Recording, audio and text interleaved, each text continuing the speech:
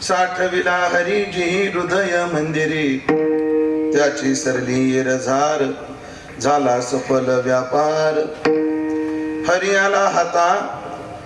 आला हाता मग कैची भय चिंता, त्याची सरली रझार झाला सफल व्यापार.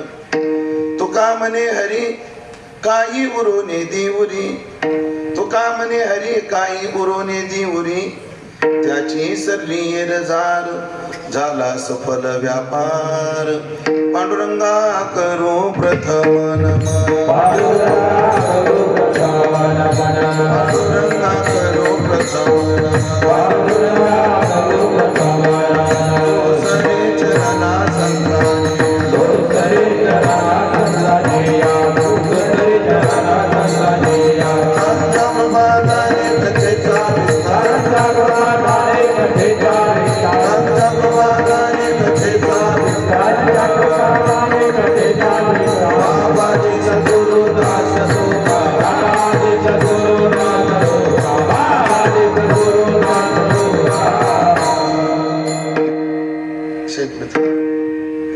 काही नाही, फक्त कडक करा थोडासा असतो.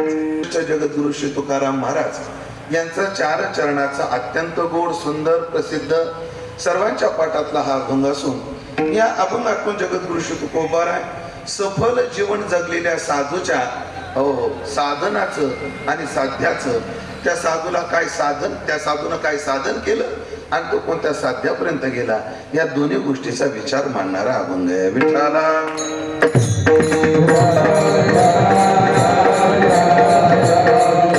उपस्थित सर्व भाविक सज्जन वैष्णव गुणीजन महाराज मंडळी यांच्या पावन आणि सन्माननीय उपस्थितीमध्ये, त्याचप्रमाणे लोहकरे परिवाराचे आप्तइष्ट सगळे सोयरे, तुम्हा सर्वांच्या सन्माननीय उपस्थितीमध्ये आज आपण या चेअरमन वस्तीवर जी चिंतन सेवा करतो आहोत, त्या चिंतन सेवेचं निमित्त आपलं पारमार्थिक जीवन परिपूर्ण जगून आपल्या जीवनाचा समारोप ज्यांनी 4 वर्षापूर्वी केला, आपली यरझार ज्यांनी सफल केली, असे वैकुंठवासी हरिभक्तपरायण गोरक्षनाथ शंकरराव लोहकरे पाटील अर्थात आदरणीय भाऊ यांच्या 4थ्या पुण्यस्मरणाच्या निमित्ताने त्यांच्या पश्चात असणारा त्यांचा सर्व परिवार, त्यामध्ये तुम्हा आम्हा सर्वांचे परमार्थ स्नेही चेअरमन श्री दत्तात्रयराव गोरक्षराव लोहकरे पाटील, त्याचप्रमाणे आदरणीय सर हरिश्चंद्रजी गोरक्षनाथराव लोहकरे पाटील, तथा त्यांच्या 3 कन्या सौभाग्यवती मीराबाई, सौभाग्यवती विजयाताई तथा श्रीमती रंजनाताई, तथा त्यांच्या पश्चात असणारे त्यांचे नातवंड पतवंड पूर्णच लोहकरे परिवार यांनी सालाबाद प्रमाणे याही वर्षी या पुण्यस्मरणाच्या कार्यक्रमाचं आयोजन केलं. आणि पहिल्या वर्षापासून ही चिंतन सेवा माझ्या वाट्याला येत राहिली, कारण जेव्हा पहिल्यांदा मी आलो तेव्हा कीर्तनाला येईपर्यंत या परिवाराचा माझा परिचय नव्हता, पण आल्यानंतर त्यांनी आमच्या हृदयात घर केलं आणि त्यांच्या हृदयात आम्ही बी घर केलं आणि या परिवाराचा संबंध जुळला. आदरणीय चेअरमन साहेब यांच्याशी तथा या सर्वच परिवाराशी प्रेम वृद्धिंगत होत राहिलं. आणि मी याच वर्षी जेव्हा मध्यंतरी येऊन गेलो घरी, वर्षातून एका दुसरी चक्कर होत असते माझी, आल्यानंतर चेअरमनना मी म्हटलो की आता केली मी 3-4 वर्ष, आता दुसऱ्याला सुद्धा नंबर द्या. नाही म्हणे बाबा एवढं वर्ष तुम्हीच करा, पुढचं पुढं बघू, काय हरकत नाही. आणि त्यांच्या प्रेमापोटी आणि तुमच्या सर्वांच्या दर्शनाचा योग येणार होता आणि पुन्हा एकदा भाऊ विषयी काही आदरांजली वाहण्याचं सौभाग्य होतं, म्हणून याही वर्षी ही चिंतन सेवा माझ्या वाट्याला आलेली आहे. ही चिंतन सेवा पूर्णत्वाकडे जात असताना तुम्ही देवरूप श्रोते मंडळी, सर्व गावातील परिसरातील भजनी मंडळी, महाराज मंडळी या सकाळचरणी सद्भाव व्यक्त करतो आणि अभंगाच्या दृष्टीने चिंतनाचा प्रवास चालू करतो. प्रत्येक मुलाने बापाची सेवा केली पाहिजे आणि स्मरण केलं पाहिजे. देवी भागवतामध्ये मुलानं बापाविषयी करणाऱ्या 3 कर्तव्याचा जो विचार आपण दरवर्षी थोडक्यात सांगत असतो, याही वर्षी ते थोडक्यात सांगून जातो. जीवतो वाक्य करणात, मृत आहे पुरी भोजनात, गयाया पिंडदानाश्च त्रिवीर पुत्रस्य पुत्रता. पुत्राची पुत्रता कशात आहे? त्यानं जिवंत आहे तोपर्यंत माय बापाची आज्ञा पाळली पाहिजे. पुत्राची पुत्रता कशात आहे? त्यांनी वडील ज्या तिथीला गेले त्या तिथीला धरून दरवर्षी अन्नदान केलं पाहिजे. आणि तिसरं कर्तव्य आहे गयादी तीर्थावर त्यांचं पिंडदान केलं पाहिजे. या 3 कर्तव्याचा विचार प्रत्येक मुलाला आहे. प्रत्येक मुलाला म्हणण्यापेक्षा प्रत्येक व्यक्तीला आहे. त्याचं कारण काय? प्रत्येक व्यक्ती मुलगा आहेच. पुरुष धरले तर किंवा स्त्री धरा, प्रत्येक पुरुष काय आहे? मुलगा आहे. कारण का? अजून तरी आपल्याकडे मिशनिकून येत नाहीत मुलं. प्रत्येकाला कोणाच्या तरी बापाच्या पोटी जन्म घ्यावा लागतो. अजून एक सांगा तुम्हाला, बिना आईचा जन्माला आलेली उदाहरणं आहेत आपल्याकडे, पण बिना बापाचा एकही नाही. अशी काही उदाहरण आहेत त्यांना आई नाही, पण असं उदाहरण आहे एकही नाही की बिना बापाचा माणूस. बिना बापाचा कोणीच नाही. ब्रह्मदेव बिना आईचा आहे. ब्रह्मदेव बिना आईचा आहे, पण बाप आहेच. ब्रह्मा माझे पोटीचे बाळ भगवान म्हणतात. आणि हे वाक्य ना आपल्याकडे, खऱ्या बापाच्या पोटचा असशील. या महाराज रामकृष्ण हरी बाबा या.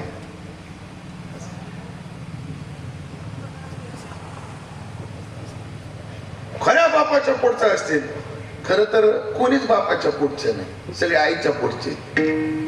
या जगात बापाच्या पोटचा एकच आहे, आणि तो कोण आहे? ब्रह्मदेव आहे. बिना बापाचा कोणीच नाही. प्रत्येकाचं हे आपल्या पित्याविषयी असणारं कर्तव्य आहे. म्हणून आदरणीय सर असतील, चेअरमन असतील, हे आपल्या कर्तव्याला तत्पर आहेत. वडिलांची सेवा करून ते वडिलांचं स्मरण दरवर्षी करत असतात. परम पावन निर्जला एकादशीच्या पावन पर्वावर ते पुण्यस्मरण येतं. मला वाटतं एकदा का काय द्वादशीला ते आलं होतं का दशमीला आलं होतं. नाही तर सहसा ते एकादशीच्या दिवशी श्राद्ध येतं. आणि श्राद्धात असं असतं, दुपारच्या वेळेला ती तिथी लागते. ती व्यक्ती ज्या तिथीला गेली ती तिथी कधी पाहिजे? दुपारच्या वेळेला पाहिजे. श्राद्धामध्ये दुपारचा काळ महत्वाचा आहे. पण कधी कधी जर दुपारच्या वेळेला म्हणजे दुपारी 12च्या दरम्यान जर ती तिथी नसली तर आदला दिवस किंवा पुढचा दिवस धरला जातो. अशा अनुषंगाने हे आयोजन आहे. आदरणीय भाऊंचं कार्य किती स्पष्ट आहे हे सगळ्यांना माहिती आहे. जास्त परिचयाची आवश्यकता नाही की भाऊने आपलं जीवन अत्यंत गोड जगले. भाऊ कसं जीवन जगले? सफल संसारही केला आणि सफल परमार्थही केला. सफल संसार कोणाचा आहे? सफल संसार कोणाचा आहे? ऐकलं का? जगद्गुरु तुकोबराच्या वचनामध्ये सांगतो. ज्ञानोबराची ओवी बाबा मला पक्की पाठ आहे. हे फळना चुंबिता फुलना तुरुंबिता, संसार नावाच्या वृक्षाला काय नाहीये? फळ नाही. हे माझ्या भाना, हे मला ओवी माहिती आहे, तरी सांगतो संसाराला सुद्धा एक फळ आहे. संसाराला काय फळ आहे? आपला संसार पूर्ण झाला हे कधी ओळखायचं? ऐका बरं, आधी अर्थ सांगतो मग प्रमाण सांगतो. संसार करून आम्हाला विषयाचा वीट आला आणि परमार्थाविषयी प्रेम निर्माण होऊ लागलं, समजावं आमचा संसार सफल झाला. हो, प्रमाण देऊ. तो का म्हणेची आश्रमाचे फळ, तो का म्हणेची आश्रमाचे फळ, तो का म्हणेची आश्रमाचे फळ, तो का म्हणेची परमपद बळ वैराग्याचे, परमपद बळ वैराग्याचे उत्तमाची घडी, तो एक पावेल उत्तमाची घडी, तो एक पावेल. परमपद वैराग्याचे उत्तमाची घडी, तो एक पावेल उत्तमाची घडी, तो एक हेच फळ आहे. म्हणजे काय? परमपद बळ वैराग्याचे. जीवनात वैराग्य निर्माण झालं पाहिजे, विषयाचा वीट आला पाहिजे, विषयाचा वीट आला पाहिजे. तुम्हाला उदाहरण सांगून जातो.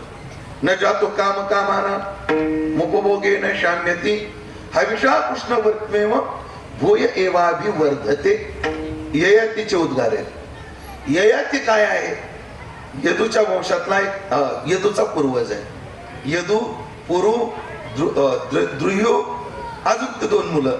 अशा 4घांचा बाप कोण आहे? ययाती आहे.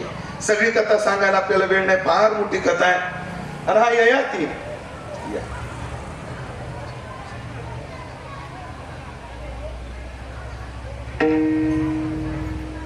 हा ययाती त्याचं देवयानीशी लग्न झालं, शर्मिष्ठा दाशी होऊन आली, त्या भोगामध्ये त्याला 5 मुलं झाली. शर्मिष्ठेशी सलगी झाल्यामुळे देवयानीनं शाप दिला, ययाती वृद्ध झाला. टप्प्याटप्प्याने सांगतो, एक्सप्रेस गाडी तो बारकी स्टेशन घेतच नाही. हो, राजधानी. हा, वृद्ध झाला आणि वृद्ध झालेला ययाती आपल्या तरुण पोरांना तारुण्य मागत होता. कशा करता? तर विषय भोगा करता. एवढे भोग मिळून सुद्धा तृप्ती नाही. पण जेव्हा त्याला कळालं या सगळ्या विषयाचा हे करून, आणि मग त्याचे उद्गारे न जातो काम कामानं. भोग नावाची वस्तू अशी ती उपभोगानं संपत नाही, संपत नाही. महाराज याच्या उलट उदाहरण तुमच्या समोर ठेवतो. श्रीमद भागवताच्या 3य स्कंदामध्ये एक गोड चरित्र येतं, ते म्हणजे कर्दम आणि देहूतीचं. देहूती आणि कर्दम. देहूती आणि कर्दम विठाला विठाला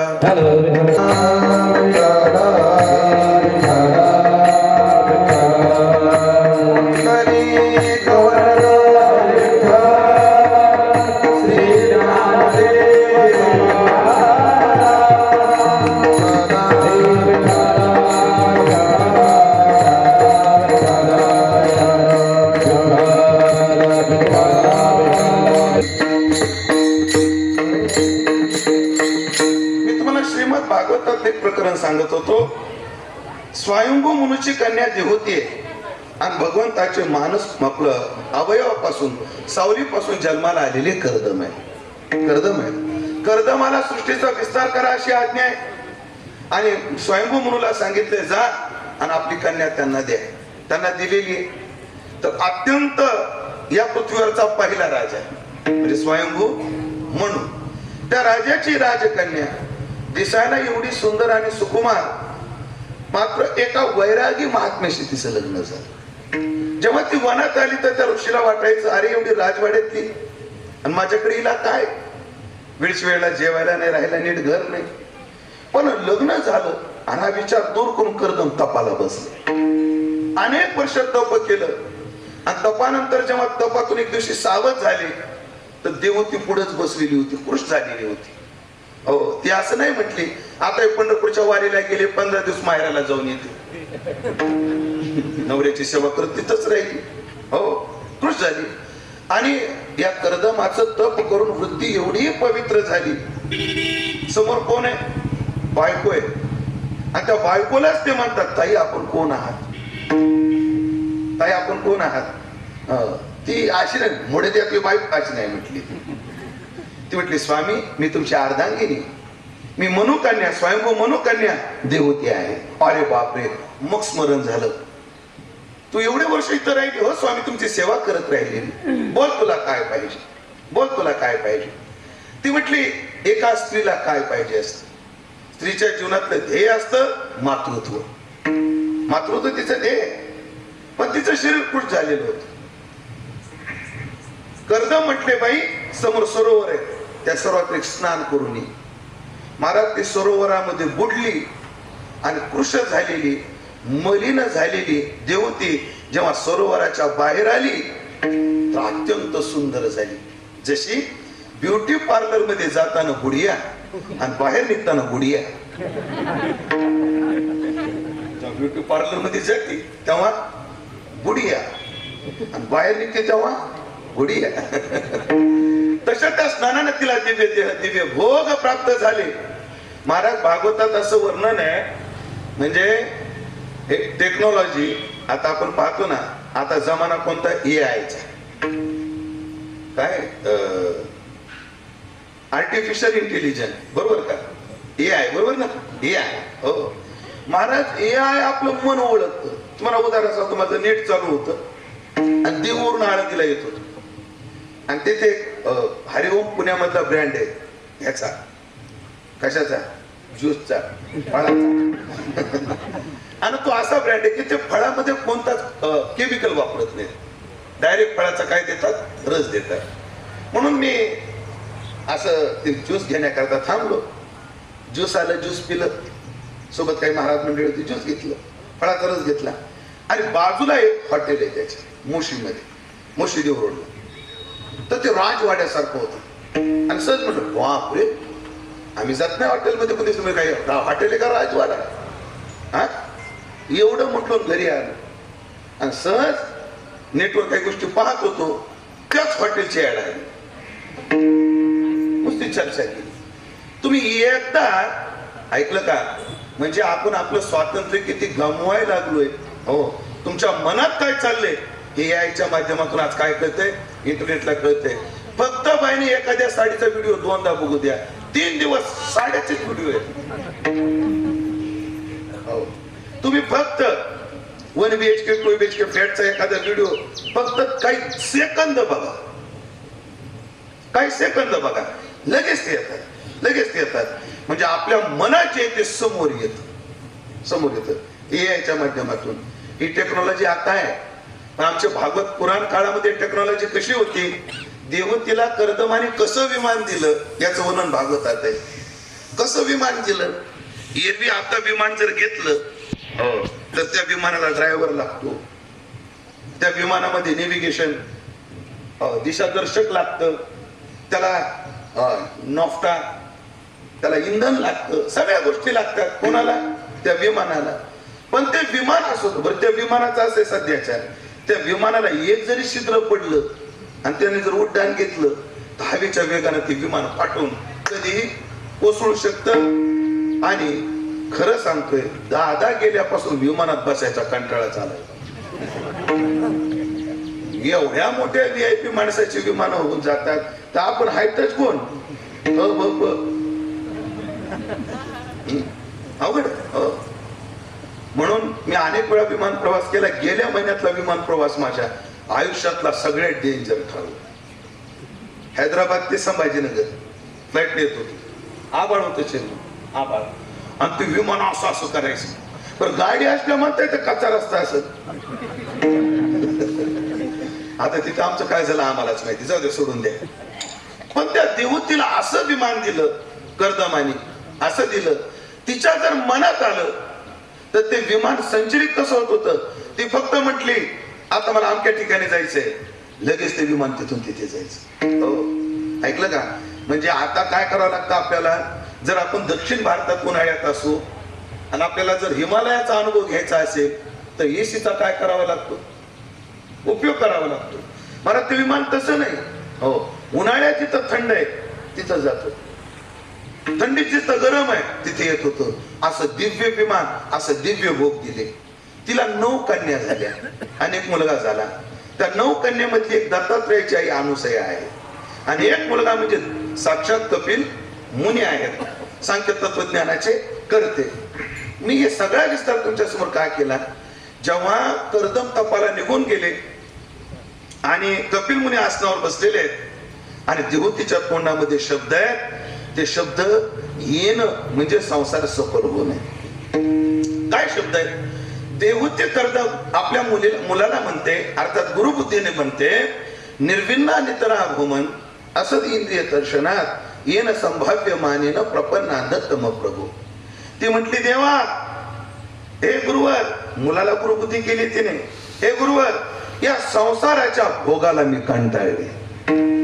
संसाराच्या दुःखानं कंटाळलेली खूप माणसं आहेत, पण संसाराच्या सुखानं कंटाळलेली माणसं नाही.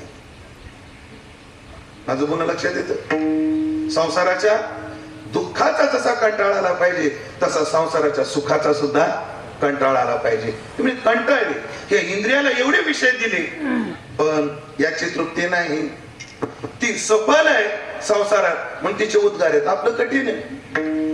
मी सहज परवाशी एक गणित लावलं, चेअरमन गणित काय लावलं, ही कोण आहे, जीभ आहे. हिला खायला काय आवडतं, जास्त करून गोड. जर पर्सेंटेज न विचार केला, रस जरी 6 असले तर जीवाला जास्त काय आवडतं, गोड.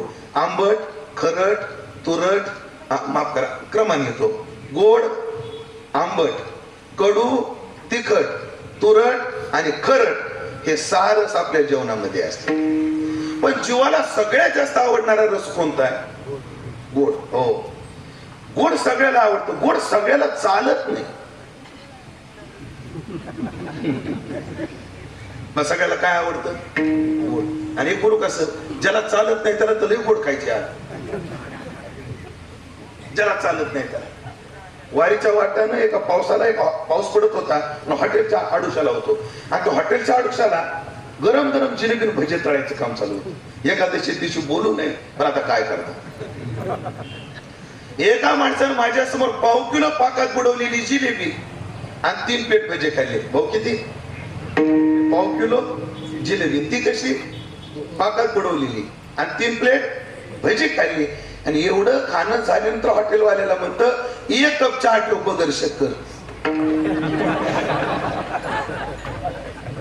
मी त्याला विचारलं, का बगर शक्कर? मला डायबिटीज आहे. म्हटलं तुझा सेल्फी देतो का? कशाला? मला WHO ला पाठवायचे म्हटलं तुझे. अवघड अवघड. गोड सगळ्याला आवडतं. आणि मग मी कल्पना केली, हिला आतापर्यंत आपण किती गोड दिले बघा. कधी तुम्ही कॅल्क्युलेटर काढा, मी सांगतो तुझं गणित करायचंय तुम्हाला. कॅल्क्युलेटर काढून ठेवा. कल्पना करा, एका दिवसाला 50 ग्राम आपण जिभेला साखर देतो. तशी जास्त देतो, पण कल्पना करा किती तात्या? 50 ग्राम. एका दिवसाला 50 ग्राम, 10 दिवसाला 500 ग्राम, बरोबर का? एका महिन्याला 1.5 किलो, एका वर्षाला 18 किलो. म्हणजे वर्षाला ही जीभ किती साखर खाते? 18 किलो. आता 18 गुणिले 43 करा बरं लवकर. कसे माझे 10वी 2 विषय राहिलेले. कोणते कोणते? तुमचे बी तेच राहिलेत का? आपल्या महाराष्ट्रीयन माणसाचा वीक पॉईंट होता तो. आता ही नवीन पिढीला हुशार आहे, पण आपली बाप आहे शिक्षणात सध्या आहे ना. असं किती निघालं गणित? 774. पाहता का माझ्याकडे? पहा ना. म्हणजे हिला आतापर्यंत 774 किलो साखर खाऊ घातली. कोणाला? हिला. मग 774 जर साखर खाल्ली तर 100 सव्वाशेला काय अडचण? वजन वाढायला काय अडचण असं मला म्हणायचं. किती खाल्ले गोड आतापर्यंत? 774 किलो. पण आहे का हिची तृप्ती? आहे? 774 खाऊन सुद्धा तिने ती गोड खाय.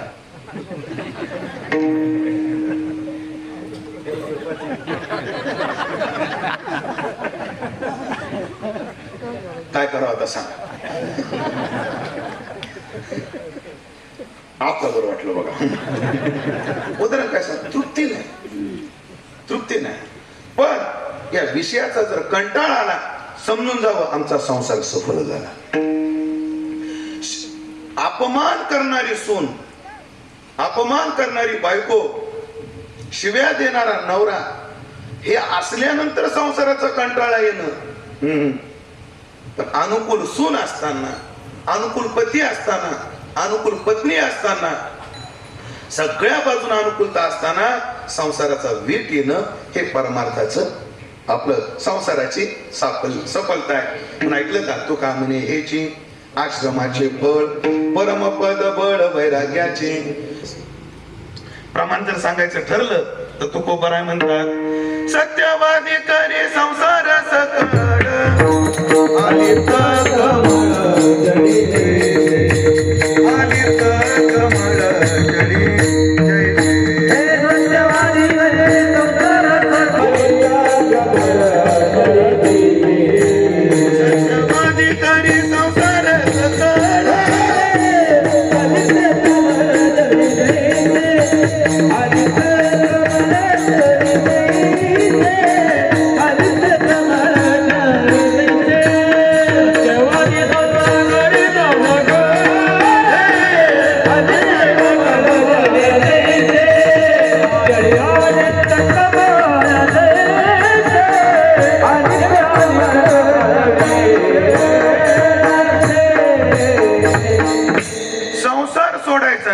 उपाययोजना करायची. आता सिस्टीम आलेली ही कॅप आणून बसवली, फॅन बंद करायचा नाही,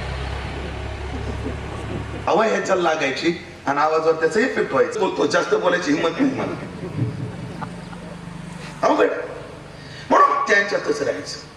पण आले तर कमळ जडी जैसे. एक सांगू का तुम्हाला, अवघड आहे. पण अशक्य नाही. संसारात राहून अलिप्त राहणं अवघड निश्चित आहे, पण अशक्य नाही. हे मुलांना तुम्हाला प्रश्न आहे, कलेक्टर होणं अवघड आहे का अशक्य? अशक्य नाही ना. अशक्य जर असतं तर जगात कोणी कलेक्टर झालंच नसतं. अवघड निश्चित आहे पण अशक्य नाही. कारण जुन्या काळात असं होतं, कलेक्टर व्हायला नुसता अभ्यासच करावा लागत होता. आता पेपर फुटायला सुद्धा जमत जुन्या काळात काय करावं लागत होता? फक्त अभ्यास. आता अभ्यास बरोबर इंस्टाग्राम हे करावा लागतो, काय ब्लॉक करावा लागतो त्या काळामध्ये. जाऊ द्या, विचार काय अवघड आव्हान पण अशक्य नाही.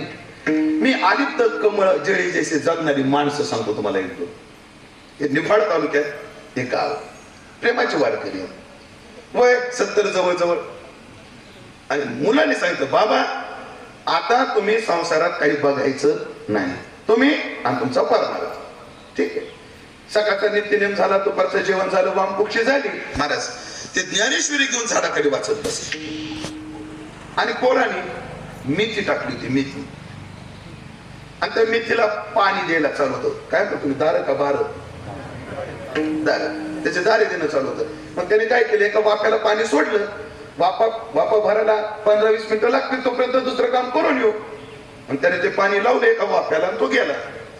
पण तो वाफा भरून रस्त्यात पाणी येऊ लागलं. पाणी कुठे येत होतं? रस्त्यात. पुन्हा यायला जायला अडचण. म्हाताऱ्यानं काय केलं, ज्ञानेश्वरी बाजूला ठेवली, तोत्राचा आचाकोचा खवला, खोरं घेतलं आणि हे दार गुंड बुजवून दुसऱ्या वाफ्याचं गुंड फोडलं आणि हात धुवून खुर्चीवर घेऊन बसतो तेवढ्या पोरगा आला. कशाला हात लावला तुम्ही खोऱ्याला? गरज काय? तुम्हाला सांगितलं ना काही काम करायचं नाही, तुम्ही काम कसं काय केलं? अरे तसं नाही रे अन्या, रस्त्यात पाणी येऊ लागलं, पुन्हा गाड्या फसतात, गाड्या फसून आहेत तर काय हो, तुम्ही हात नाही लावायचा काम. कोण म्हटलं? ठीक आहे म्हटलं, काय हरकत नाही. मग महिन्यात 1.5 महिन्यात मेथी आली. जास्त दिवस झाले का? जास्त झाले दिवस तेवढं. आता जवळजवळ 15 वर्ष ते 20 वर्ष झाली असतील या घटनेला. तरुण भारत पेपर आहे पुण्यामध्ये, एक बातमी होती तरुण भारतला. तरुण भारत बरे पत्रकार मंडळी सुद्धा बातमीची हेडिंग द्यायला लय हुशार. ते कलमाडी जेव्हा सापडले होते ना घोटाळ्यात, तशी पेपरला हेडलाईन होती, कल माडी आज कोठडी. कल माडी, कल कहा थे? माडी में. आज का है? कोठडी. कल माडी आज कोठडी. हुशार असतात ते पत्रकार. तर पेपरला एक बातमी आली होती, त्या भोर तालुक्यातल्या काही शेतकऱ्यांनी लाखो रुपये कमवले कोथिंबिरीमध्ये. मग ती पकडली गेली. तेव्हा सुद्धा तुकाराम मुंडे सारखा एक प्रामाणिक अधिकारी आला असेल कदाचित. कारण ते शेतकरी काय करायचे, एवढी कोथिंबीर तर रात्री दारू फवारायची. सकाळी कोथिंबीर एवढी हिरवी गार. पुन्हा त्या दिवशी कळालं मला दारूत काय ताकद आहे. आपलं माहित नव्हतं ते काही. आणि पेपरला हेडिंग होते त्या दिवशी, दारू फवारली कोथिंबीर तरारली. नको त्या केमिकलच्या माध्यमातून फळाला आकार आणला जातो. जाऊ दे, आता तो विषय स्वतंत्र आहे. मग ते कोथिंबीर आपलं मेथी आहे का नाही त्याला, ती आहे. आणि भाव सुद्धा असा होता 30 रुपये गड्डीच्या. कशाला? त्या मेथीला. आणि म्हैस सुटली 4 पायाची.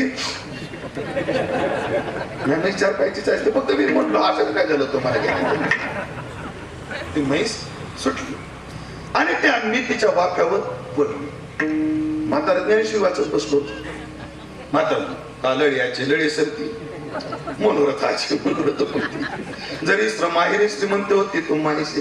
अहो त्या म्हशीनं एक वापा संपून दुसऱ्याला भेटली. तेवढ्या पोरगा आला. अशी म्हैस, आता एवढ्या दराची मेथी तळतळ येते ना, अशी म्हैस मारली. आणि बापाला म्हटला, आपा इथं म्हैस मेथी खाते, लक्ष सुद्धा दिलं नाही. ते रे बोलू नको, हीच मेथी आहे, हीच ती मेथी आहे. पाण्याच्या वेळेला तू काय म्हटला, काही राग लागू द्या, पण हात लावायचा नाही. कशाला लागणार? पण ऐकलं का, हे वृत्तीनं असेल तर ठीक आहे. काय का म्हातारे आठवते फाऊट आहेत म्हातारे काही काही, म्हणजे इथंचे सोडून इथं सज्जन आहेत बिचारे. म्हणून एका तरुण पोराने मला एका गावात अडवलं महाराज. ते तरुण पोरं म्हटले महाराज प्रत्येक गावात तुम्ही म्हणता तरुणांनी म्हातारेला सांभाळा, तरुणांना म्हातारेला सांभाळा सांगता, पण महाराज तुमचं एकतर्फी बोलणं आहे. जरा म्हाताऱ्याने सांगा शिस्तीत राज्य म्हणून. आमच्याकडे जुन्या काळात बाया सासरा दिसला की डोक्यावर पदर घ्यायचा. सासरा दिसला की बाया काय घ्यायच्या? डोक्यावर पदर घ्यायच्या. आता सासराच बरमुडी आवाज तिथे पदर काय घे? सासरा जेवढ्याची देवरी घेतो ती पदर काय घे? असं सांगण्याचं तात्पर्य काय? विचार सांगत होतो की अलिप्त कमळ जेवी जैसे, तसं राहता आलं पाहिजे. आम्हाला वाटतं भाऊला तसं राहता आलं. संसार सफळ झाला. जसा संसार सफळ झाला पाहिजे तसा परमार्थ सफळ झाला पाहिजे. मुळात साफल्य कशाला म्हणायचं परमार्थातलं? आम्ही शेती कशा करता करतो? उत्पादना करता. उत्पादन जर झालं, ज्या उद्देशाने आम्ही शेती केली तो उद्देश सफळ झाला की समजावं कार्य सफळ झालं. माणूस नोकरी का करतो? पैशासाठी. योग्य पैसा मिळू लागला की समजून जावं आपली नोकरी सफल झाली. माणसं कीर्तन का करतात? अशी काय बघत तुम्ही माझ्या पाकिटा करता? कोण म्हणलं तुम्ही? कंठी प्रेम दाटे नैनी निरलोटे हृदय प्रगटे रामरो. ज्या दिवशी आम्हाला कोणताच आव न आणता देवाचं नाव घेतल्याबरोबर डोळ्यात पाणी येईल ना बाबा, त्या दिवशी आपलं कीर्तन सफल झालं.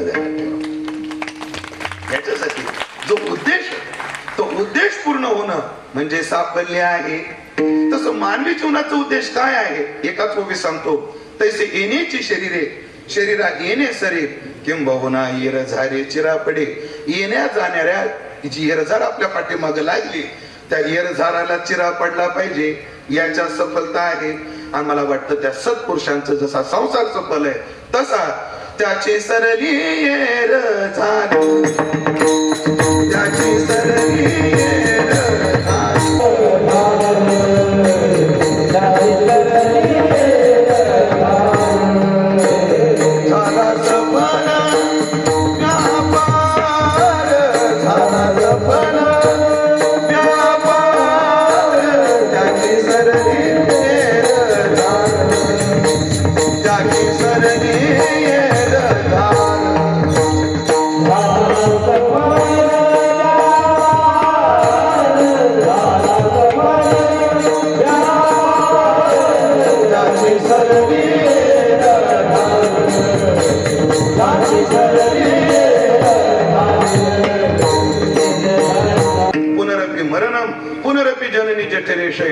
हे संसारे.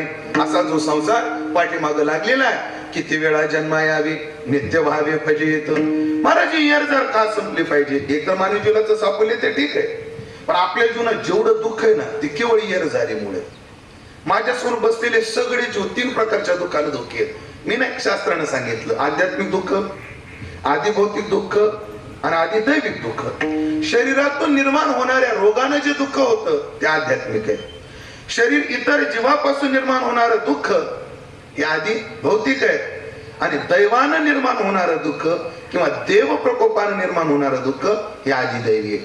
निळोपरांनी फार सोप्या शब्दात आपल्याला समजावून सांगितलं. शरीरे उपजे रोग व्याधी तेने तापे आहडली बुद्धी लोळे दुःखे न पुरे अवधी. आणि आध्यात्मिक बोलीला तो ताप, शराबतिक बोलीला तो ताप. पुत्र चावलं दुःख आहे, निष्ठेजीला अपमान केला दुःख आहे. हे आधी भौतिक दुःख. आणि आधी दैविक दुःख हो म्हणजे 22 जून पर्यंत एकही थेंब नाही. 23 जूनला तुमच्याकडे कसं थोडाफार झालाय. महाराज जळगावला आणि जुन्नरला असा झालाय ते जळगावचं धरण पहिल्याच पावसात भरलंय. काय सांगायचं अजून तुम्हाला? चेअरमन एकटा पावसात फुल. रात्री मी कीर्तन केलंय सप्तशृंगीच्या पायथ्याला वणीला. एका दिवसामध्ये 90 सेंटीमीटर पावसाची काय नोंद. किती? 90. त्या जुन्नर जवळ एक कुमसेत नावाचं गाव आहे. आणि ते गाव म्हणजे टमाट्याचा बालेकिल्ला आहे. टमाट्याचा बालेकिल्ला आहे. ते बेड केलेले असतात ना टमाट्याला, त्या बेड मध्ये पाणी बेड सगट वाहून गेले मला. एवढा पडला पाऊस, पडलाच नाही जे दुःख. पाऊस आती पडला दुःख. दैवी वृष्टी का अनावृष्टी. राजकीय लुटीला आली इन्कम टॅक्सची धाड. ईडी म्हणून ईडी आणि इन्कम टॅक्स जवळजवळ सारखीच आली धाड. जे दुःख होतं त्याला आदिदैविक दुःख म्हणतात. आणि या तिन्ही दुःखानं माझ्या समोर चित्रस्त आहेत. 2-2 मिनिटात उदाहरण देतो आणि पटकन आडत असं घेतो. हे यायच्या आधी फराळ करून मोकळे झालो पाहिजे आणि मग तो फराळ नका का व्हायना पण हे आलं पाहिजे. काय मत? आध्यात्मिक दुःख. महाराज प्रकाश महाराज बरोबर ना? प्रकाश महाराज आता माझ्यासमोर जेवढे बसलेत का ह्याच्यातले 70% लोक, किती 70% लोक येताना गोळ्या खाऊन आलेत आणि काही गेल्यावर खाणार. काही येताना काय केलं? गोळ्या खाऊन आलेत आणि काही गेल्यावर खाणार. मला सुद्धा कीर्तन झालं गोळ्या खायचं. काय नाही 6 गोळ्या 2 औषध. किती गोळ्या? 6 आणि औषध किती? 2. पण कधी खायचे? कीर्तन झालं. कोणाला बीपीची, कोणाला शुगरची, कोणाला रक्त पातळ व्हायचे, कोणाला थायरॉइड आहे, कोणाला पेन किलर खावं लागते, कोणाला अँटी ऍसिड खावी लागते. आता डॉक्टरीन साहेब आहे तिथं, डॉक्टर पण आहे तिथं. आहेत का नाही पेशंट रोज तुमच्याकडे? चालूच आहे. कोण दुःखी आहे? हो महाराज, आम्हाला जुन्या काळात डॉक्टरच्या दवाखान्यात गेल्यावर आम्हाला प्रश्न पडायचा आशीर्वाद काय द्यावा. वकिलाला डॉक्टरला आशीर्वादच देता येत नाही. तुमचा धंदा चांगला चालवा म्हणता येतं का?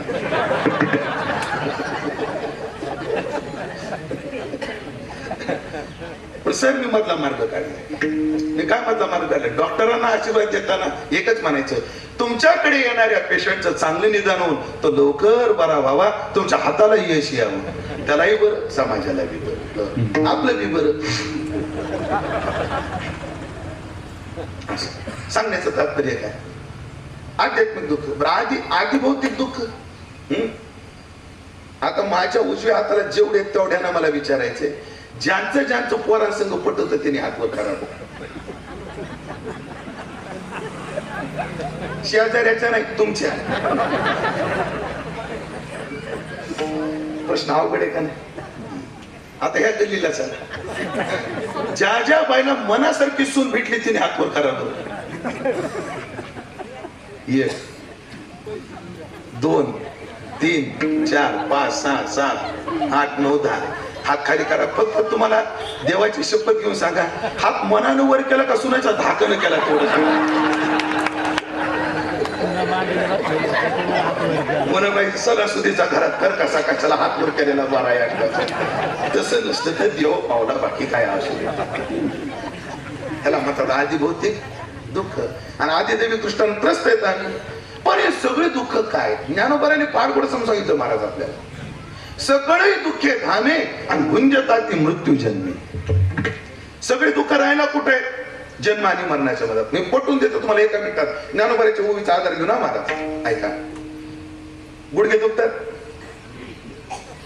डायबिटीस आहे. माणसाचे गुडघे का दुखतात? त्याचं पहिलं कारण तो जन्माला आला म्हणून. लक्ष देऊन मग काय करतात? माणसाचे गुडघे का दुखतात? माणूस आजारी काय?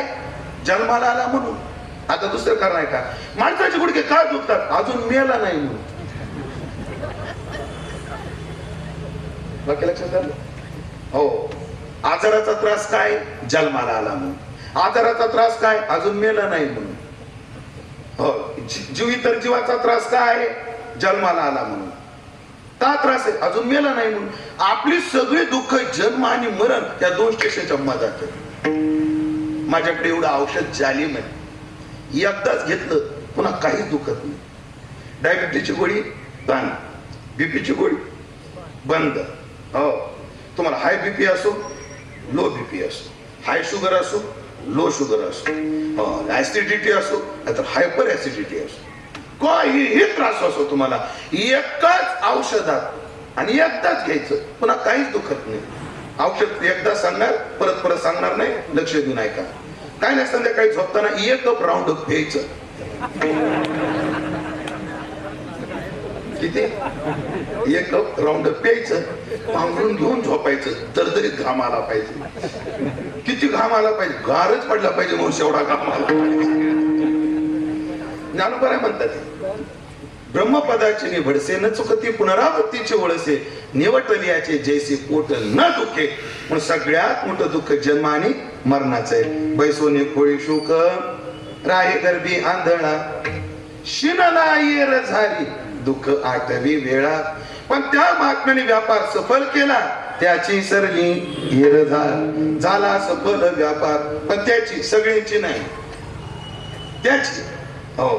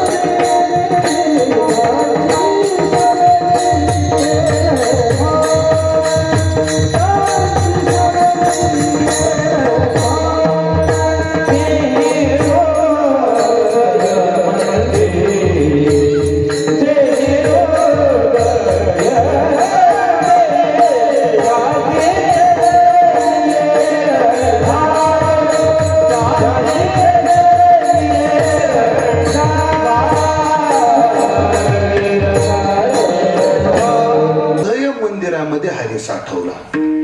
इथं हृदयाला काय विशेषण दिलंय? मंदिर. हृदय काय झालं पाहिजे? मंदिर.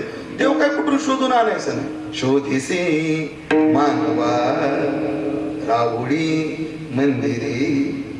हो, हा आपल्या जवळच. जवळी असता जगजीवन का दांडोळी शिवण. आपल्या जवळच आहे. फक्त काय करायचे? त्याची तयारी करायची. पण आपलं हृदय मंदिर झालं, तो हृदयात आहेच. एरवी सर्वांच्या हृदय देशी मी अमुक आहे ऐशी, जी बुद्धीस पुरे निशी ती वस्तुदा मी सर्वांच्या हृदयात तो आहे. फक्त हृदय काय करावं लागेल? मंदिर करावं लागेल. हृदयाला मंदिर करायचं म्हणजे काय? मंदिर शब्दामध्ये 3 अक्षर आहेत, म, दी आणि र. याच्यावर माझे गुरुजी सांगत असतात, म म्हणजे हृदय मंगल बनवायचं, द दी म्हणजे हृदय दिव्य बनवायचं, आणि र म्हणजे हृदय रमणीय बनवायचं. मन कसं झालं पाहिजे? मंगल. आपलं हृदय एवढं मंगल झालं पाहिजे, मन एवढं मंगल झालं पाहिजे. मंगल म्हणजे काय? अमंगल विचार शून्य झालं पाहिजे. मनात काय वाईट विचार आला नाही पाहिजे. वाईट विचार आपल्याबद्दल नाही, कोणाबद्दलच आला नाही पाहिजे. याला उदाहरण जुने कीर्तनकार लय गोड देतात. जुन्या काळामध्ये दळणवळणाची साधनं फार कमी होती. प्राणी हे दळणवळणाचं मुख्य साधन होत. गाढव, घोडे, उंट. म्हणून कल्पना करा, गणेशवाडी सारख्या गावात एक कुंभारी आणि एक माळी राहत. त्यांना बाजाराला घोडेगावला नेऊ का सोनेला नेऊ? हा, सोनेला बरे जवळ असून नाही तर लांब असू. इन्कम कसं आहे तेवढं काय विचार आहे, समजून जावं. हृदय मंगल झालं. हो, वाईट विचार. महाराज तुकोबाऱ्यासारख्या साधूंचं चरित्र पहा. आपल्यावर प्रेम करणाऱ्याबद्दल त्यांच्या मनात वाईट विचार यात नवल नाही. आपल्या विरोध करणाऱ्यांबद्दल त्यांच्या मनात वाईट विचार येत नाही, नवल नाही. आज सकाळी ज्याने काठ्याच्या काठ्याने मारलं त्याच्याबद्दल सुद्धा वाईट विचार त्यांच्या हृदयात येत नाही. त्याला म्हणतात मंगल झालं पाहिजे हृदय. मंगल. मन दी, हृदय दिव्य झालं पाहिजे. मन मोठं झालं पाहिजे. मोठं मन काय? क्षमावृत्ती राहिली पाहिजे माणसाकडे. क्षमावृत्ती. दृष्टांत फार मोठा आहे. 5 मिनिटं जातील. कसं करू? 5 मिनिटं जातील. मुकादमाला विचारल्याशिवाय कोयता कसा उचला. 5 मिनिटात दृष्टांत थोडा मोठा पण एवढा उद्बोधक आहे, फार सुंदर. हृदय काय केलं पाहिजे? मोठ्याने. आणि पुढचं एक वाक्य बोलतो आधी, मोठ्याने मोठं हृदय केलं पाहिजे. एकदा मोठ्याने मोठं हृदय केलं, घरातले प्रॉब्लेम आपोआप सॉल्व्ह होतात. उदाहरण सुरू झालं. एका घरात 4 मुलं, 4 सुना, सासू सासरा, म्हातारा म्हातारी राहतात. आता ज्या घरामध्ये स्त्रिया जास्त असतात त्या घरामध्ये कामाची विभागणी केलेली असते. मग सगळ्यात मोठी सुनबाई ती सोनायची, ती जरा सुगरण होती, तिला सांगितलं तू कालवण करत जा. 2 नंबरची सुनबाई उमऱ्याची, बाई तू भाकरी चपात्या करत जा. 3 नंबर सुनबाई अवघड पिंपरीची, मी जरा राऊरीकडे चालू इकडे शिरू का थोडा एवढी सोयरी कोणती आता फक्त एवढी सोय झाली इकडे शिरतो. हो तू धुना भांडी कर. आणि 4 नंबर सुनबाई गोडेगावची, जमलं काय बाई तू झाड लोट फरशी पुसणं ही वरची काम कर. सगळ्यात मोठी सुनबाई. आता घरात हे 8 जण, प्रत्येकीचे 2-2 मुलं, ते 8 16, म्हातारा मंत्री 18, आलं गेलं 20-25 माणसाचा स्वयंपाक रोज करा, रोज करा. महाराज मी अशी घरं पाहिली.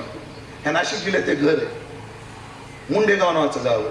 84 माणसाचा स्वयंपाक रोज एका जागी. किती चेअरमन? 84.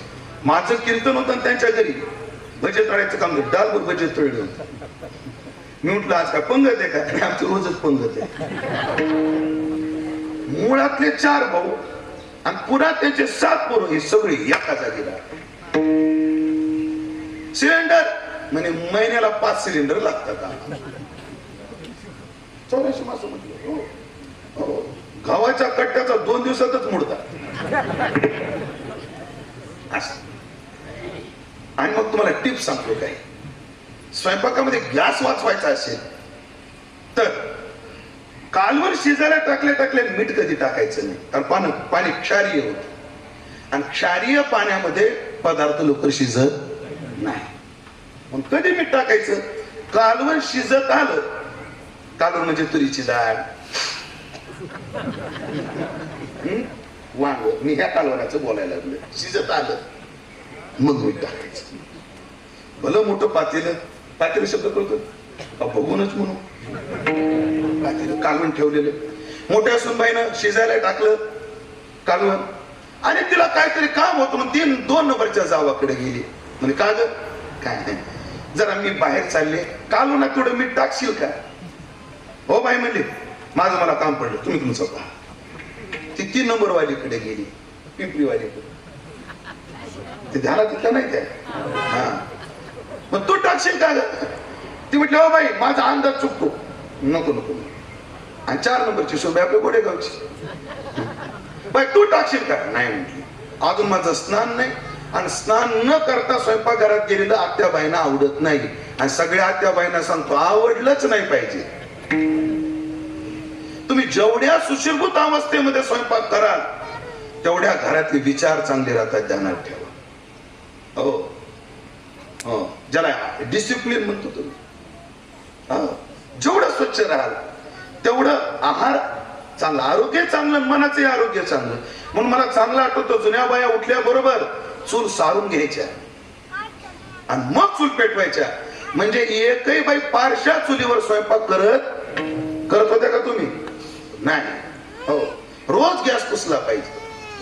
हो, बाया गॅस पुशीत नाही, तोंड 7-8दा पुशीत पाहिजे. गॅस एकदा तरी पुसला पाहिजे. हो बाई माझी आंघोळ. मग ती सासूकडे गेली, आता बाई मी जरा बाहेर चालली, मीठ टाकाल का? ए बाई स्वयंपाकातलं मला काही सांगायचं नाही. ती गेली. 2 नंबरची सुनबाई आपली उमऱ्याची, ती म्हटली घरात ते म्हणून सांगितलं, शेजारीला थोडी सांगितलं असतं, तिनं टाकलं. पिंपरीची सुनबाई म्हटली आज तिला अडचणी होती, आपल्यालाही अडचणी येऊ शकते, ती नाही टाकलं. बारकी सुनबाई ती म्हटली लहान बहिणी आपलं मोठ्या बहिणीने सांगितलं असतं तर आपण नाही म्हणलो असतो का? ती नाही टाकलं. सासूबाईनं विचार केला, आज हिला लेकीसारखं वागवलं तर हातपाय गळून गेलं, हे मला आईसारखं वागवी, हे नाही टाकलं. आणि माझी कामं मलाच करावी लागतात, आल्यावर सोनही वाली नाही टाकलं. कालवणात मीठ किती वेळा पडलं बोला की, किती चवदार झाला असेल आम्ही, मिठानं चव येते म्हणा ना. पण किती मिठानं हा सुद्धा काय नियम आहे. घरातला सगळ्यात मोठा करता पुरुष, मोठ्या माणसाचं मोठं मन सांगतो तुम्हाला, घरातला सगळ्यात मोठा करता पुरुष आला, डोक्याचा मुंडाचा बाजूला ठेवला, भात चपाती कालवण त्याला वाटलं तर कालवण भातावर घेतलं, फुरका घेतला, खरट लागलं, असं झालं.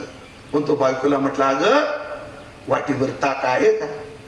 तुम्ही का तुम्हाला तर ताक आवडत नाही, आभाळ आले नाही, आभाळात ताक नाही, आज ताक खायची इच्छा झाली. तिनं वाटीभर ताक टाकलं म्हाताऱ्याने, भाकर चपाती चुरली, खाल्ली, गेली. मोठा पोरगा आला, त्याला खरट लागली. तुम्ही आई बाबा जेवले का ग? हो. त्यांना काय कालवण केलं? अरे हेच 17 कालवण कुठं करतो रे? हेच कालवण खाल्लं. हो म्हणजे ताक टाकून, ताक कसं काय मागितलं? कोणाच ठाऊक, मला पण दे. माझं बोलणं किती लक्षात येते काय माहित, पण तुमच्या जरी लक्षात आलं नाही तर मी लक्षात आणून देणार आहे, तेवढ्यासाठीच मला बोलवले आहे की नाही, लक्षात आणून देणार का. 3 नंबरचा पोरगा तोही जेवला, 4 नंबरचा तोही ताक टाकून जेवला. आणि जेवण झाल्यानंतर मग ह्या जेवायला बसल्या, हो, तोडी, किरवाणी, आसावरी आणि भैरवी. प्रत्येक जण जेवत असताना प्रत्येकीला खरट लागायचं. मग सगळ्या कान कोंडे, माझ्या हाताने जास्त पडलं, माझ्या हाताने जास्त पडलं. ज्याच्या हाताने पडतं ते काय नाही, खाड्यानं जास्त झाले, हाय तसं बरं खूप खायला लागले. मग शेवटी सासूरी हिंमत केली, बाई माझ्या हाताने मीठ जरा जास्तच पडलं वाटतं, म्हणजे आता तुम्ही मीठ टाकलं का? अगं तू सांगून गेली ना, तुम्ही नाही म्हणलं होतं, टाकलं म्हणजे मी पण टाकलं. तेव्हा खुलासा झाला, 5 जणींनीही टाकलं पण घरातलं वातावरण बिघडलं नाही. त्याचं एक कारण मोठ्या माणसाने मन मोठं केलं म्हणून. जर घरातल्या मोठ्याने ताट फेकून दिलं असतं तर बारक्याने तर हायदोसच घातला असता मोहरमचा. पण मन मोठं केलं पाहिजे. कोणी जगामध्ये परिपूर्ण नाही, प्रत्येकाच्या चुका पोटामध्ये घातल्या पाहिजे. आणि असं ज्याचं मन मोठं आहे देव त्या हृदयात राहतो. आता राहिलं फक्त रमणीय. मन रमणीय असावं. रमणीय म्हणजे काय? रामायणातली एक चोपाई सांगतो आणि कणाकणा 8 तास घेऊन तुम्हाला मोकळं करतो. लय गोड चोपाई, प्रसंग सांगतो रामायणातला. रामप्रभू वनामध्ये निघाले, लक्ष देऊन ऐका, फार गोड आहे. रामप्रभू कुठे निघाले? वनात निघाले. भरद्वाज मुनीला जाऊन प्रयागराज मध्ये भेटले. त्यानंतर त्यांनी विचारलं, मला 14 वर्ष वनात राहायचं, मी कुठे राहू? भरद्वाज मुनी सांगितलं, पुढे जा, पुढे तुला वाल्मिक ऋषी भेटतील चित्रकूटच्या पर्वतावर, आणि त्यांना विचारा मी कुठे राहू. मग ते वाल्मिकाकडे गेले. कोण? रामप्रभू. आणि रामप्रभूने वाल्मिकांना विचारलं, मला 14 वर्ष वनामध्ये राहायचंय, मी कुठे राहू? वाल्मिकी म्हटले, राम आधी तू कुठं नाही ते सांग, मग मी सांगतो कुठं राहायचं. पण त्या स्वरूपाला धरून बोलू नका, माझ्या अवतार कार्याला धरून बोला, अवतार कार्याला धरून बोला. मग रामा ते कुठे राहिलं पाहिजे याकरता 14 ठिकाणं रामाला सांगितले. तुलसी रामायणामध्ये 14 भुवन म्हणतात. मी म्हणतो म्हणून घरी गेल्यावर युट्यूबला रामचरित मानस के 14 भुवन असं टाका. रामचरित मानस के 14 भुवन. आणि त्या 14 भुवनाचं गायन लता दिदीच्या आवाजात आहे. फार गोड. सगळी भुवन सांगायला मला वेळ नाही, पण माझ्या कामापुरता नक्कीच मी वेळ काढणार. कुठं राहिलं पाहिजे? गोस्वामीजी रामाला, अर्थात विश्वामित्रजी रामाला सांगतात, रामा आई काम कोह मद मान मोहा लोभन शोभन रागन द्रोहा जिनके कपट दंभ नहीं माया तिनके हिय वसहुर बुराया. मोजा, काम क्रोध मोह, काम क्रोध मद, काम काम क्रोध मद मान न मोहा लोभन शोभन रागन द्रोहा जिनके कपट नहीं दंभ नहीं माया नहीं हे 12 विकार म्हणजे चैत्रिकम 12 हे 12 विकार ज्यानं हृदयातून काढले त्याचं हृदय मंदिर बनतं रामा, त्या हृदयात तू राहा. आणि देव त्या हृदयात राहतो. एकच वाक्य सांगतो ना, आता पुढे जातो. मला सांगा, तुमची खोली जी तुम्हाला खोली मुक्कामाला दिली त्या खोलीमध्ये तुम्हाला स्वच्छता अपेक्षित आहे का घाण अपेक्षित आहे? स्वच्छता. तुम्हाला त्या खोलीमध्ये एका खोलीत 15 माणसं अपेक्षित आहेत का एकटेच अपेक्षित आहेत तुम्हाला? एक फार तर जीवाभावाचा दुसरा जीवाचा एक स्वभाव. ते साळू नावाचा प्राणी. साळू तुमच्याकडे काय म्हणतात? त्याच्या अंगावर असे दाबण्यासारखे काठी असतात. साळींदर. त्या साळींदराच्या अंगावर अंगभर दाबणं एवढ्याने काठी. किती दाबणं एवढ्याने. पण त्या साळींदराचं दुर्दैव असेल, त्याला चुबू काटा जरी मोडला तरी तू मरतो. अंगावर किती काटे? भरपूर काटे, अंगभर काटे, पण त्याला चुबू काटा सण होत नाही. त्याचं कारण आहे आपलं किती असो, आपल्याला आपलं सण होतं, बाहेरचं आपल्याला सण होत. हे खास करून पुणे मुंबई ह्या शहरात राहणारे 1 BHK 2 BHK 1 रूम 1 RK मध्ये राहणारे जे कुटुंबातली माणसं असतात ना, त्यांच्या घरात कुलाबा आहे. मुंबईमध्ये कुलाबा. त्या कुलाब्याचा मला फोन आला. बरं फोन आला. जे उमेश महाराज काय म्हणले, हो काय नाही महाराज, आमचा सप्ताह असतो, तारीख भेटेल का आम्हाला? कधी? म्हणजे मागशुद्ध प्रतिपदा ते अष्टमी पाहतो. पण महाराज आमचे आठ आहेत. काय?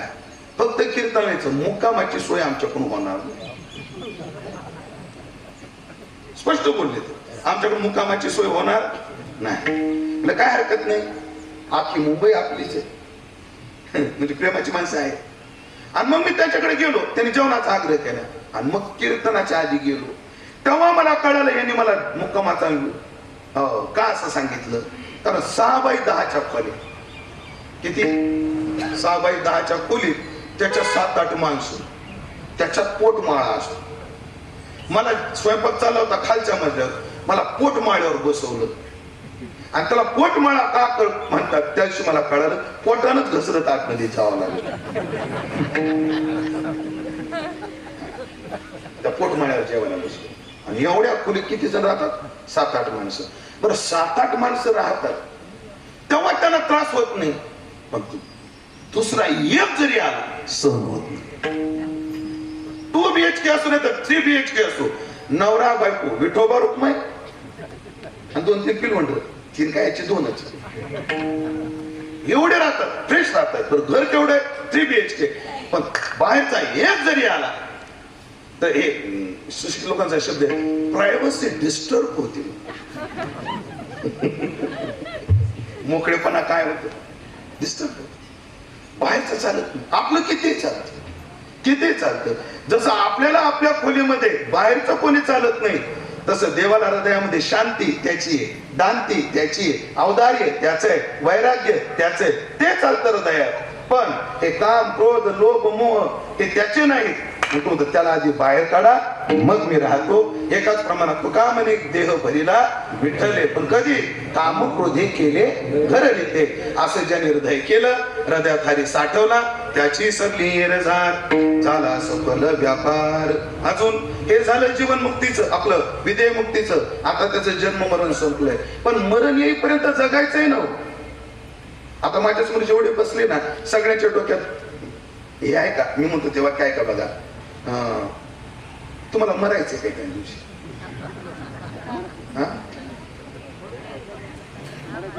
बाबा तुमचं वय काय आहे? 83. तुमच्या वडिलांची तब्येत कशी आहे? वडिलांची तब्येत कशी आहे? वडील गेले. आजोबाची कशी आहे? आजोबा गेले. पंजोबाची कशी आहे?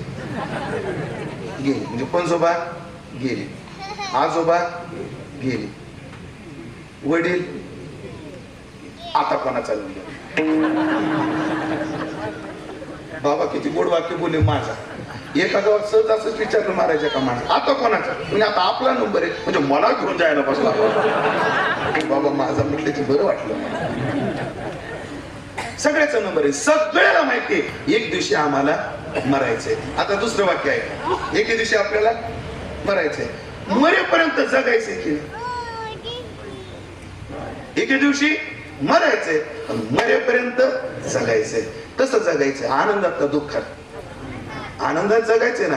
मग आनंदात जगण्याकरता काय? अभंगाच्या तिसऱ्याच्या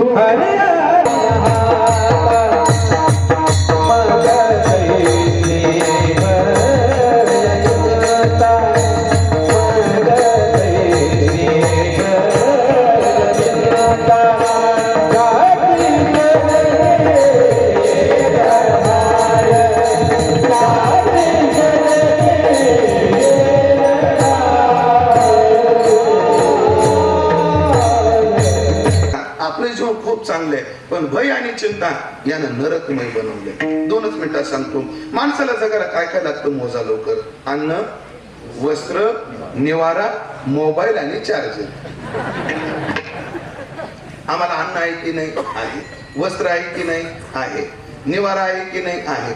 आम्ही सुखी आहोत का? उत्तरे नाही. का नाही? एवढं चांगलं जीवन 2 शब्दानं नरकमय बनवलंय. चिंता आणि भय. वेदांतानं सांगितलं अप्राप्त विषयाची चिंता आणि प्राप्त विषयाची भीती माणसाला आनंद लुटू देत नाही. सोपं करतो. सोपं. पोराचं लग्न होईल का नाही? होईल का नाही? चिंता आहे. लग्न झालं ते टिकल का नाही? टिकल का नाही? का एखाद्या डोंगरावर येऊन ढकलून देते काय? काय बेकार झाले. अति अवघड झाले मला. अति अवघड. नेमकं जग कोण्या दिशेने चाललंय? ह्या संस्कृतीचा काय विचार आहे? कोणाच्या जीवनाची किंमतच राहिली नाही. 17 कोटीचा राजवाडा बुक केला लग्नासाठी. किती? 17 कोटीचा. पुण्यातून वारड्याला नेण्याकरता 2 विमानं बुक केली. किती? 2 विमान. आणि बर्थडेला म्हणून पोरगा त्या लोहगडावर नेला. हो. नाव म्हणे सिया. नाव काय? सिया. बघा ती सिया राम वनात गेला तर त्याच्या मागे जाणारी आणि ही सिया डोंगरावरून नवरा ढकलणार. हो. आशेचे नाव ठेवूच नाही. ठेवूच नाही. पटत नाही नकार द्यावा. मी त्याला हळूच का नाही सांगावं बाबा तुला मी प्यारे का तुझा जीव प्यार आहे? त्याने ठरवलं असतं काय करायचं. अति अवघड. अति अवघड. जाऊ दे सोडून दे. मुलाचं लग्न होईल का नाही? चिंता. झालेली टिकल का नाही? भीती. सरकारी येईल का नाही? चिंता. आलेलं सरकार टिकल का नाही? भीती. पैसा भेटल का नाही? चिंता. आहे का नाही? असलेला टिकल का नाही? भीती. भीती आणि चिंता या 2 शब्दांना आमचं जीवन नरकमय बनवलं. पण ज्याने हरी आपला केला त्याच्या हाताला हरी आला. मग काहीची भय चिंता त्याच्या जीवनात भीती राहिली नाही आणि चिंता राहिली नाही. एवढंच नाही तो का म्हणे हरी काही उरोने देऊरी. त्यानं कोणतीच उरी उरू दिली नाही. अर्थात जीवनात कोणता विकार कोणता संस्कार काही न उरू देता त्यांना मला निष्कल आणि निरलेप बनवून आमचं जीवन परिपूर्ण केलं. आणि असं ज्याचं जीवन झालं त्याचं जीवन त्याच्या जीवनाचा व्यापार सफल झाला. विठोबा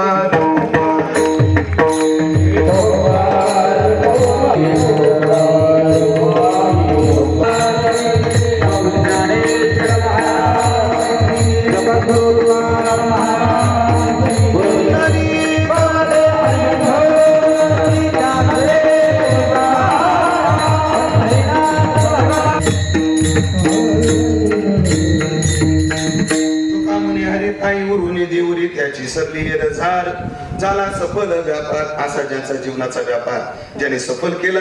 आपलं जीवन सफल करून चिंतन करवी अनेका तो या झाला लोका नाव जिगी. म्हणून स्वतः परमार्थ करून ग्रामस्थालाही परमार्थ घडावा म्हणून वैकुंठवासी भाऊनी आळंदीची वारी चालू केली.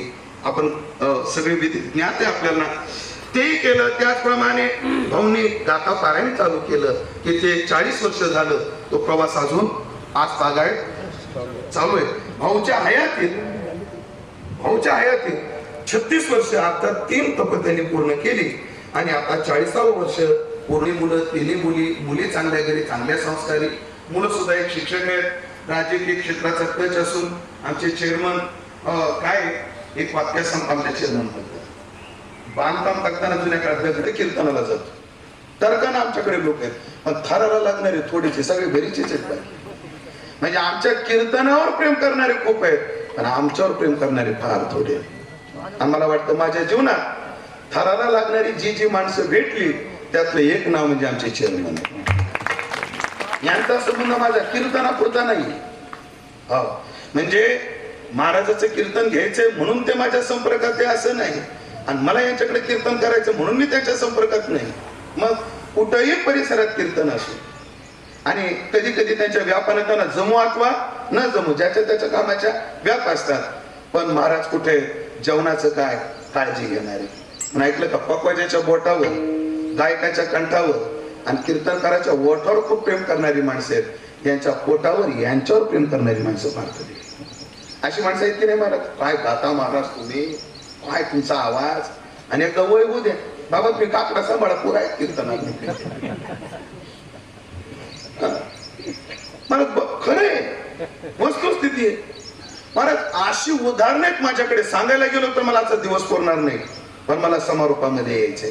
पण अत्यंत जीव लावणारा हा परिवार, मला वाटतं आमची ओळख नव्हती पहिल्या वर्षाला. मी सुरुवातीला बोललो तुम्हाला, पण या कार्यक्रमाच्या संबंधाने जी ओळख झाली आणि ती एवढी घट्ट होत गेली, आणि एवढं प्रेम कधी या भागामध्ये आलं की आम्हाला वाटतं आमचं हक्काचं घर आहे. हो, पहिले आम्हाला एकच होतं हक्काचं घर, आमच्या तात्याचं, अरुण तात्या लांबेंचं घर, अवघड पिंपरीमध्ये. प्रेम करणारी बरीच मंडळी आहेत, पण एक रुटीन लागलेलं असतं. आणि आमचा नियम जिथं जाणूसा दिला तिथं गप बसवा वराडे. जाणूसा दिला इकडे इकडे हिंडू लागला तर खेटरानं मार खावा लागतो. म्हणून तात्यांचं घर, दुसरं आमचं चेअरमनचं घर. इकडे आलं की वाटतं आपलं कोणीतरी आहे. इकडे येताना बिनधास्त या, जे येतो आम्ही त्याचं कारण आहे अशी जीवाला जीव लावणारी माणसं आहेत. मी आदरणीय भाऊंनी दिंडीचं कार्य केलं, आदरणीय भाऊंनी पारायणाचं कार्य केलं, भाऊंनी स्वतःचं जीवन घडवलं. सामाजिक जीवन जगणारी पोरं की जे राजकीय क्षेत्रात, सामाजिक क्षेत्रात, शैक्षणिक क्षेत्रात भरीव कार्य करतायत, अशी मुलं या समाजाला दिली. हा जेवढा आदराचा विषय, तेवढाच आदराचा विषय आम्हाला जीव लावणारा चेअरमन सारखा मुलगा भाऊंनी दिला. हे भाऊंचं सगळ्यात मोठं कार्य आम्हाला वाटतं. म्हणून आदरणीय भाऊंना आदरांजली समर्पित करतो. आज अधिकस्य अधिकम फलम का म्हणतात त्याचं कारण, 4 वर्ष कीर्तन करतोय, पण हे विद्यार्थी मला याच वर्षी भेटली कीर्तनात, आहे का नाही? त्याचं कारण काय? अधिकस्य अधिकम फलम. अधिक महिना आल्यामुळे हा कार्यक्रम पुढे लोटला आणि शाळा 15 जूनला चालू झाल्या आणि विद्यार्थी मंडळी ते भेटली. खर तर त्यांचं वय किती समजून घेण्याचं आहे काय मला थोडं सांगता यायचं नाही, पण इथं आलेलं वाया जाणार नाही. निदान कीर्तन असतं, एक माणूस कंबर बांधून फेटा बांधून उभा असतो, बाजूला काही टाळकरी असतात, एक काहीतरी डुमडुम वाजवतो, तो बोलत राहतो, मधूनच लोक आरडतात. एवढं म्हणून का होईना पण कीर्तनाचा परिचय होईल या लेकरांना. हो, म्हणून त्याही विद्यार्थ्यांकरता एकदा टाळ्या वाजवा. हे पोरांनो तुमच्या स्वागतासाठी बरं. आणि आता गावात कीर्तन असलं, कीर्तनाला जातो की नाही?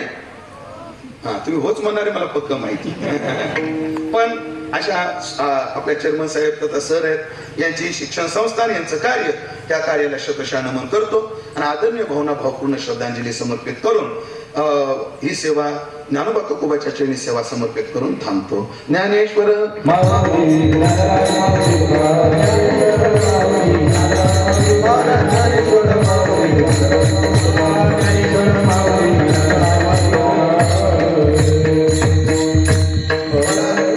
रात्री चेअरमनचा फोन आला की आपण